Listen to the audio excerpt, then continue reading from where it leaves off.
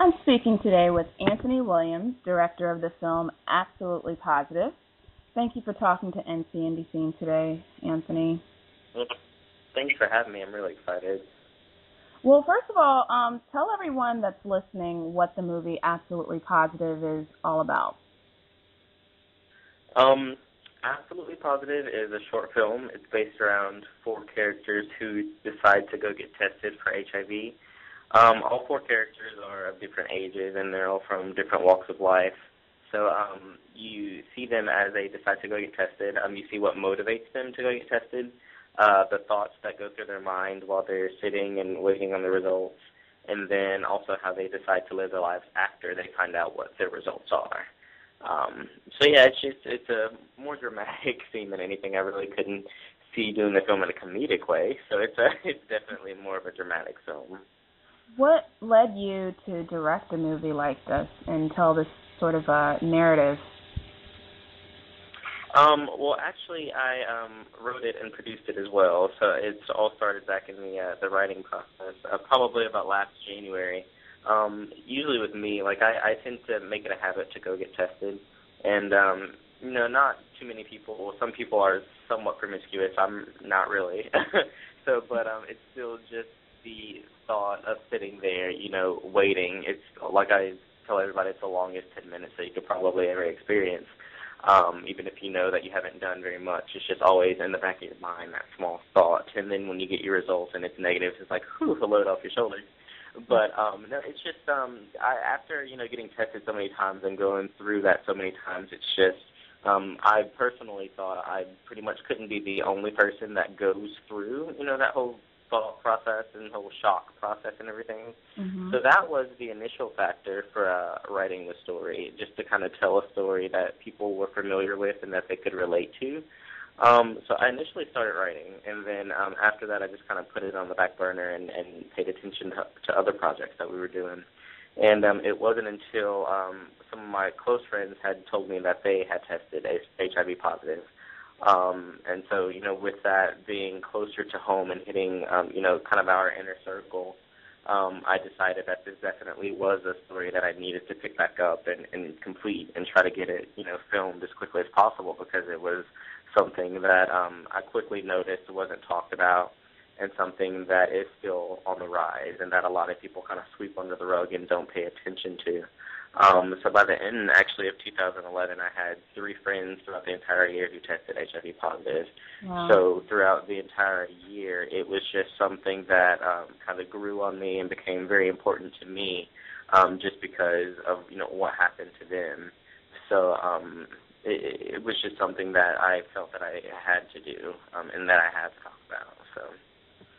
And I think it's great that you're bringing the AIDS issue back to light in the public eye, because it's almost as if we've forgotten that it's still out there. Do you believe that the HIV/AIDS issue is a topic that's still relevant in 2012?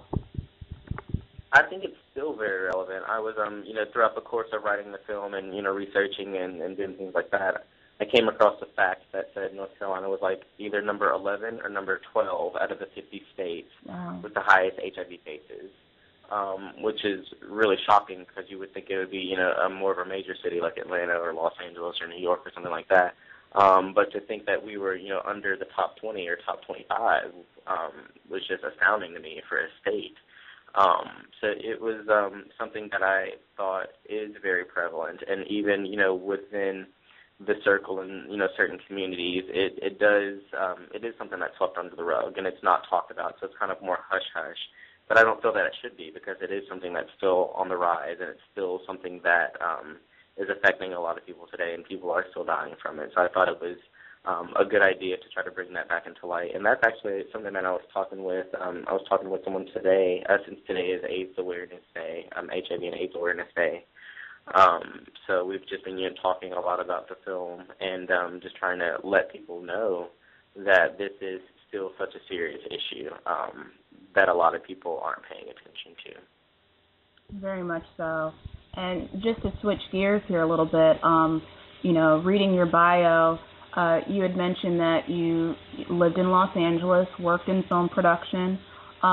but then you decided to move here to North Carolina. What brought you to North Carolina for pursuing film? Because usually, it's usually the other way around. And I get that question a lot. People are like, Los Angeles, what the crap? But no, I was out in Los Angeles for a few months. I'm originally from Arkansas, Little Rock, Arkansas. And just one day I, realized that wasn't the place where I needed to be in order to do what I wanted to do. So ultimately I sold everything. I sold my car. I sold everything in my apartment. And just packed up with the money that I had and the clothes that I had in my laptop and just moved out to Los Angeles. So I moved out there and spent a few months out there. That was in 2008. The economy wasn't that great as far as like finding a job or anything out there, and also the writer's strike was happening at that time. So there was no writing going on. There was, barely any TV shows being filmed, so I couldn't do any acting or, get any production work. So long story short, pretty much ran out of money and decided to move here to North Carolina because I had a cousin that lived here, and she told me that I would absolutely love it. So I moved here, and I've been here ever since. So it'll be 4 years, and wow, it's been 4 years. Can't believe it. Times have gone by.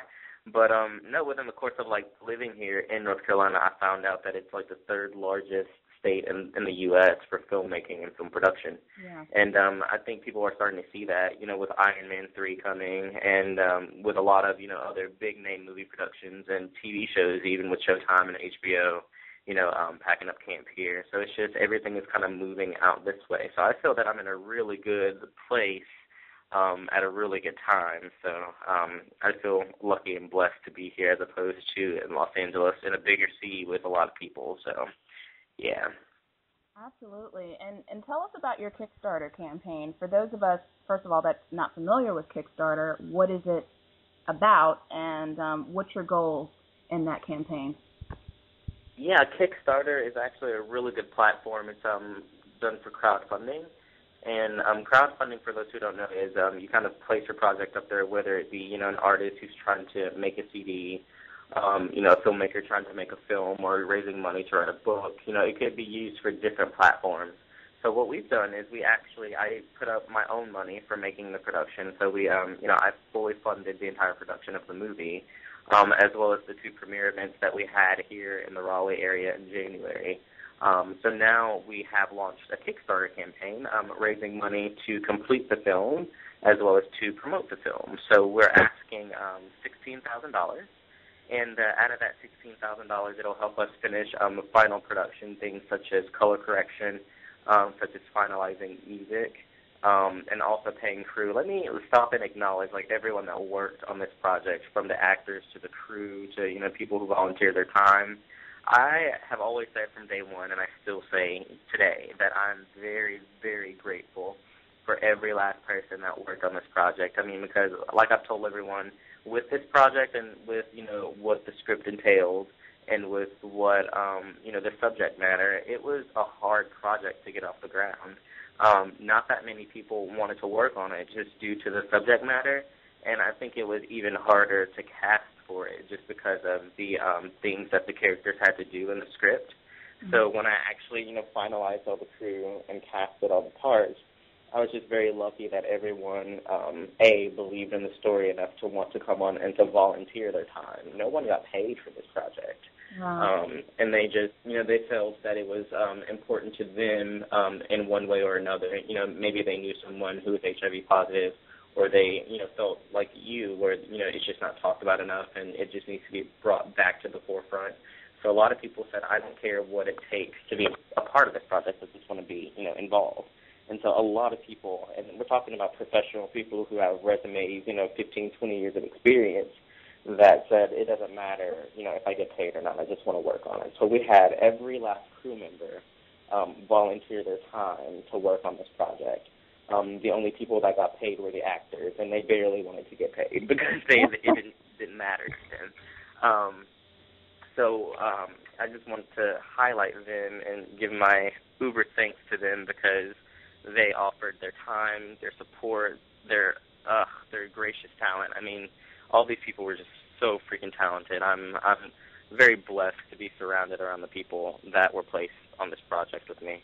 But yeah, back to the Kickstarter. I mean, so I would really like to, offer them something for the amazing work that they did on the film.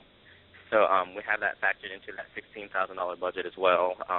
Paying the crew, and then also we need to, do things like DVD authoring and printing off DVDs, printing off movie posters, and then also film festival entry fees. A lot of people, when we had the premieres, their first question was, is it going to film festivals? And I'm like, yeah, kind of, sort of.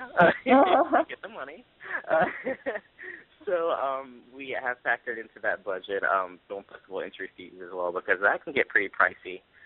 Starting points for those are usually anywhere between $35 and $50 for an early bird deadline of a film festival. And if we're wanting to submit to, quite a few festivals around the country, that starts to add up.